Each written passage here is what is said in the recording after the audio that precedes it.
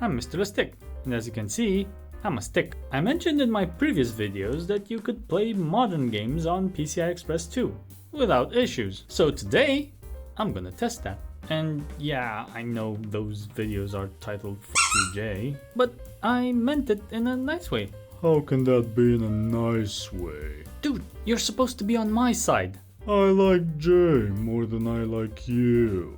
You know, if I had a heart, it would really hurt right now. Before going into my very comprehensive tests, which translates to, he didn't do much. I don't expect frame rates to drop, I hope. I haven't run the benchmarks yet.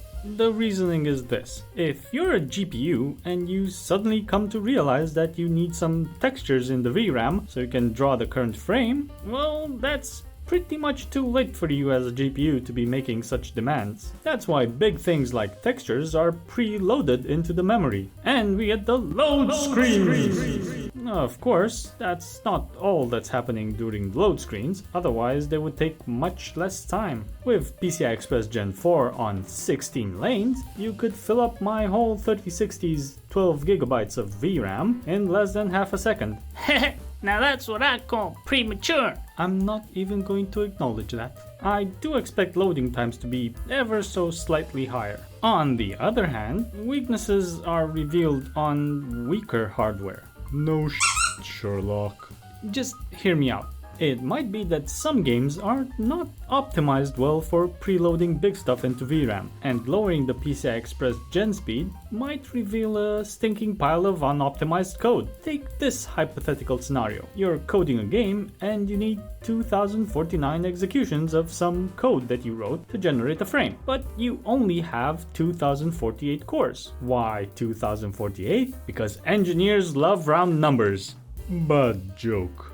Hey man, there are only 10 kinds of people in the world. Ones that understand binary and ones that don't. What about the other 8? Exactly. So you'll definitely need to run the code on one of the cores twice in order to get one frame out. However, bad optimization could leave 2047 cores idling while the frame is getting finished on the last core. A better way to do it would be to start the next frame while working on the last bit of the current frame, because pipeline! So, if your execution needed exactly 1/60th of a second to run, bad optimization could be the difference between 59.97 FPS and 30 FPS. First frame takes double time to put out, but after, you get a smooth 60 FPS for the next 35 seconds. See? Math can be fun. You stick with your math and binomial bullshit.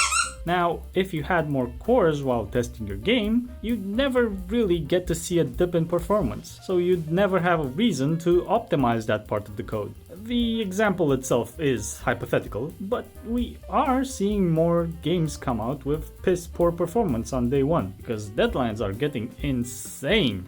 Alright, let's get to the games. I don't own too many recent games. I don't really have much time to play, because... Come play with me! Sure, just as soon as I finish filming for my video. Come play with me now! Yes, master. Now what the f*** are we supposed to do? Get drunk. Alright! I've benchmarked Borderlands 3 as the more modern title that would push the PCI Express the most, maybe. And I thought to add some games that would benefit more from higher frame rates. Overwatch 2, Fortnite, and I wanted to do CSGO as well, but MSI Afterburner wasn't working with it. I used MSI Afterburner for these tests because it was already there. My card is MSI as well. It's watching me again, isn't it?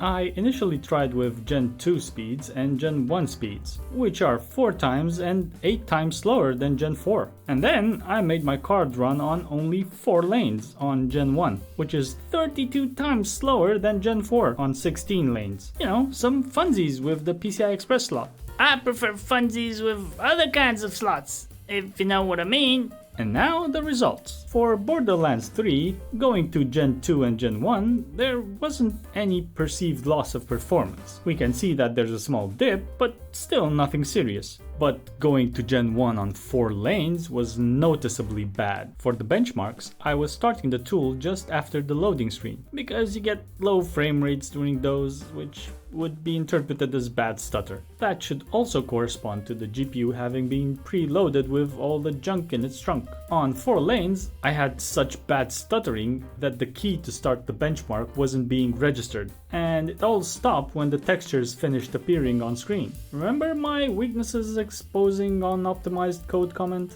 I ran around an empty area just to keep randomness out of the equation, and I was still getting stutters every now and then. Looking at the bus usage, we can see that, as expected, it rises with lowering the gen speed and lanes. Seriously, it's not going to 100% on Gen 1 with 4 lanes, which I would expect given the bad stuttering I was seeing. I don't know whether this is because of the PCI Express controller not being able to send transactions back to back, or the fact that Afterburner is only counting data bits and not considering the extra information needed when transferring any data chunk on PCI Express. As I mentioned in my previous video, my GPU, and probably yours as well, uses a max payload size of 256 bytes. So the extra bytes needed for each transaction will consume more of the available bandwidth with things other than those sweet textures. But I really don't know the reason why. Moving on to Overwatch 2,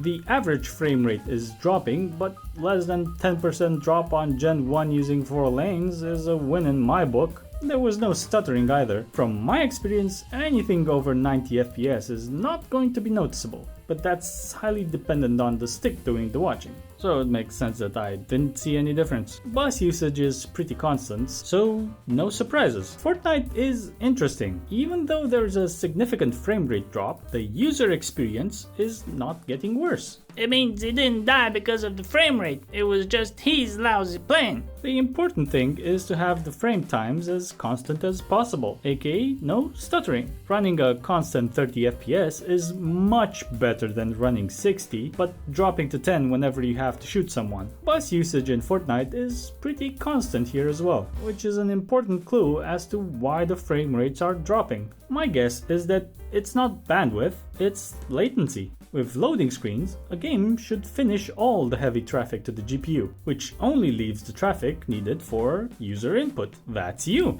So the GPU should be getting instructions on how the scene is changing and probably some code for different kinds of effects. This takes less bandwidth, but with slower transfers, it means that the GPU is going to have to wait longer for all the instructions needed to generate a frame. So it might end up not utilizing all the available resources and drop a frame here and there, which matches the benchmarks. Of course, with Gen 1 on 4 lanes, it drops a bunch of frames, but I'm not a game developer, so take what I say with a grain of salt.